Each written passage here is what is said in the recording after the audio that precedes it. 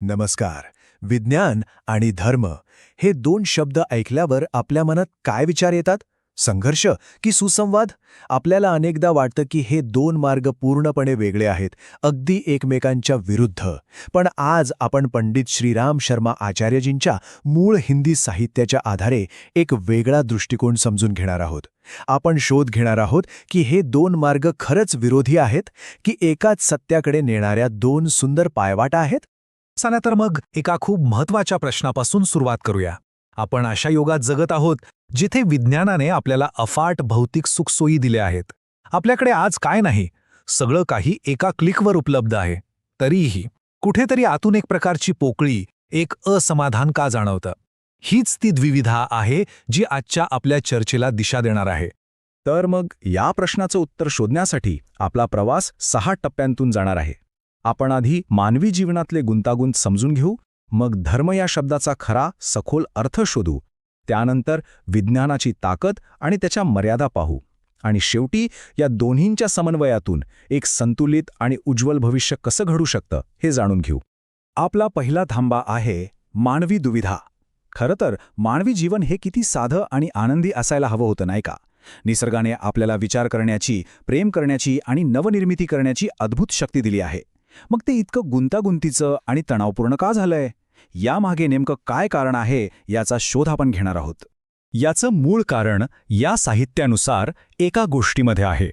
आपण निसर्गाचा जो सहज, सोपा मार्ग आहे, ज्याला धर्म म्हटलंय, तो कुठेतरी सोडून दिला आहे.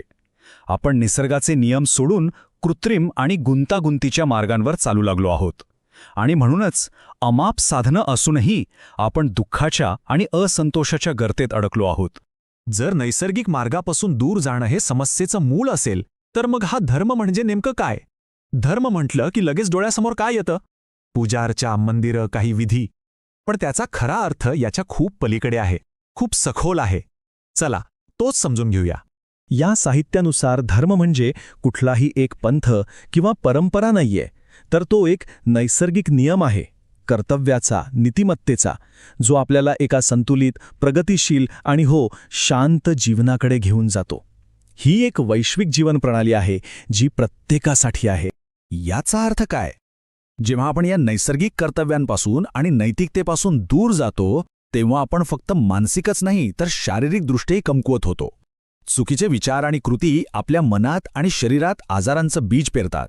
याउलट धर्म एका संरक्षक कवचासारखा आहे, जो आपल्याला आतून आणि बाहेरून निरोगी ठेवतो. धर्माकडे पाहण्याचा अजून एक दृष्टिकोन म्हणजे एका शिडीसारखा.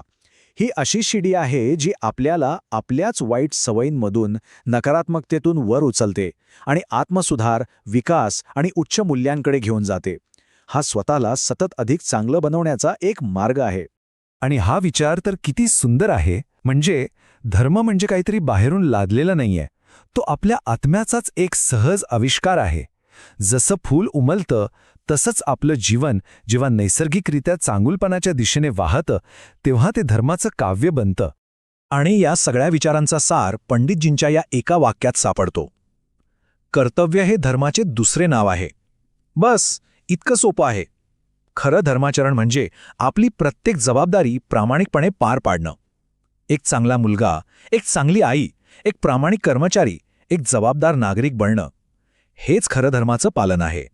बरं, आपण धर्माच्या आंतरिक जगाबद्दल तर बोललो. आता वळूया नाण्याच्या दुसऱ्या बाजूकडे, विज्ञानाकडे. विज्ञानाने आपल्याला अविश्वसनीय शक्ती दिली आहे, पण प्रत्येक शक्तीला काही मर्यादा असतातच. चला विज्ञानाचं क्षेत्र आणि त्याच्या मर्यादा समजून घेऊया. विज्ञानाने आपल्याला काय दिलं नाहीये त्याची ताकद आपण नाकारू शकत नाही. आपलं संपूर्ण आयुष्यच त्याने बदलून टाकलं आहे. वैद्यशास्त्रापासून ते दळणवळणापर्यंत विज्ञानाने आपलं जीवन सोपं, सुखकर आणि समृद्ध केलं आहे. ही विज्ञानाची बाह्य जगावरची पकड आहे. पण इथे एक पण आहे. विज्ञानाची सगळी साधना ही बाह्य जगासाठी आहेत, भौतिक गोष्टींसाठी आहेत. ती प्रेम, करुणा, आनंद किंवा चेतना यांसारख्या आतल्या गोष्टींना मोजू शकत नाहीत. आध्यात्मिक सत्य ती बुद्धीच्या पलीकडची गोष्ट आहे. हे उदाहरण अगदी अचूक आहे. आपण दुर्बिणीने बॅक्टेरिया बघण्याचा प्रयत्न करतोय किंवा सूक्ष्मदर्शकातून तारे शोधतोय, असं होऊ शकतं का? नाही. प्रत्येक कामासाठी योग्य साधन लागतं, नाही का? त्याचप्रमाणे केवळ तर्काच्या साधनांनी आपण आध्यात्मिक सत्य समजू शकत नाही. त्यासाठी आत्मचिंतन आणि अनुभवाची साधनं लागतात. तर मग काय, एकीकडे आहे आंतरिक जगाचा शोध घेणारा धर्म आणि दुसरीकडे बाह्य जगाचा शोध घेणारं विज्ञान. मग हे दोन वेगळे मार्ग आहेत का? नाही, अजिबात नाही. आता आपण त्या टप्प्यावर येतोय जिथे हे दोन्ही मार्ग एकत्र येतात. त्यांच्यात संघर्ष नाही, तर एक अपरिहार्य समन्वय आहे. हे चित्र बघा, किती छान समजावलंय. विज्ञान शोधतं कसं, म्हणजे एखादी गोष्ट कशी घडते, तर धर्म शोधतो का, म्हणजे जीवनाचा उद्देश काय आहे. एक बाहेरच्या जगाला पाहतो, दुसरा आतल्या. पण गंमत म्हणजे दोन्ही शोध एकाच वैश्विक शक्तीचा घेत आहेत, फक्त त्यांचे दृष्टिकोन वेगळे आहेत. हे समजायला राम आणि शिवाचं उदाहरण खूप सुंदर आहे. बघा, राम शिवाची पूजा करतात आणि शिव रामाची. त्यांच्यात काहीच वाद नाही, कारण ते दोघंही एकाच परमसत्याची रूपं आहेत. वाद कोणामध्ये आहे? त्यांच्या अनुयायांमध्ये, जे मूळ तत्व विसरून बाह्य गोष्टींवरून लढतात. विज्ञान आणि धर्माचंही अगदी तसंच आहे. रामकृष्ण परमहंसांनी दिलेलं हे उदाहरण तर आणखी सोपं आहे. आई आणि मुलगी दोघेही उपवास करतात. त्यांची कारणं वेगवेगळी असू शकतात, पण उद्देश एकच आहे, कुटुंबाचं भलं. संघर्ष तेव्हाच सुरू होतो जेव्हा मी किंवा माझाच मार्ग बरोबर हा अहंकारमध्ये येतो. विज्ञान आणि धर्माचे कट्टर अनुयायी अनेकदा याच अहंकारामुळे एकमेकांशी भांडतात. ठीक आहे, मग जेव्हा विज्ञान आणि धर्म हातात हात घालून चालतात, तेव्हा आपल्या आयुष्यात काय फरक पडतो? उत्तर अगदी सोपं आहे, एक संतुलित आणि परिपूर्ण जीवन. पण हे घडतं तरी कसं? चला पाहूया. याची कल्पना करा, विज्ञान आपल्याला घर बांधायला लागणारं सगळं साहित्य देतं. वीट, सिमेंट, लोखंड. पण त्या घरात आनंदाने, शांततेने आणि प्रेमाने कसं राहायचं याचं ज्ञान धर्म देतो. नुसतं साहित्य असून काय उपयोग जर घरात प्रेमच नसेल? परिपूर्ण घरासाठी दोन्ही गोष्टी लागतात. तसंच परिपूर्ण जीवनासाठी विज्ञान आणि धर्म दोन्ही आवश्यक आहेत. आणि हे काही फक्त बोलण्यापुरतं नाहीये.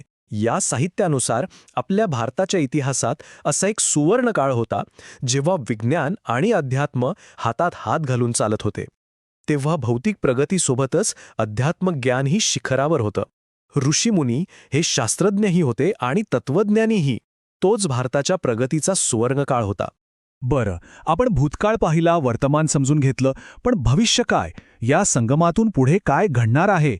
हा समन्वय आपल्याला एकात्मिक ज्ञानाच्या आणि मानवाच्या उज्ज्वल भवितव्याच्या दिशेने कसा घेऊन जातो, हे आता आपण पाहूया.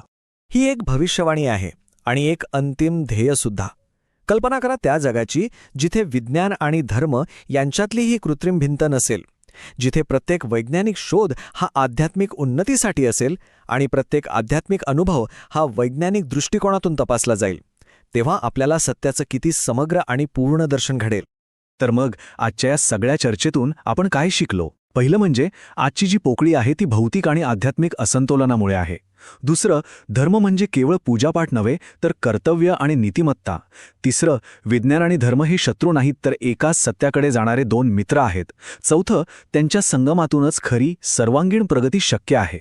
आणि पाचवं, मानवाचं भविष्य याच एकात्मतेत दडलेलं आहे. आणि जाता जाता एक विचार, विज्ञान आपल्याला गाडी देतं आणि धर्म आपल्याला नकाशा आणि पोचायचं ठिकाण देतो. जर हे दोन्ही आपल्या जीवनात एकत्र आले तर प्रत्येकाचा जीवन प्रवास किती सुंदर आणि अर्थपूर्ण होईल, नाही का? यावर नक्की विचार करा. धन्यवाद.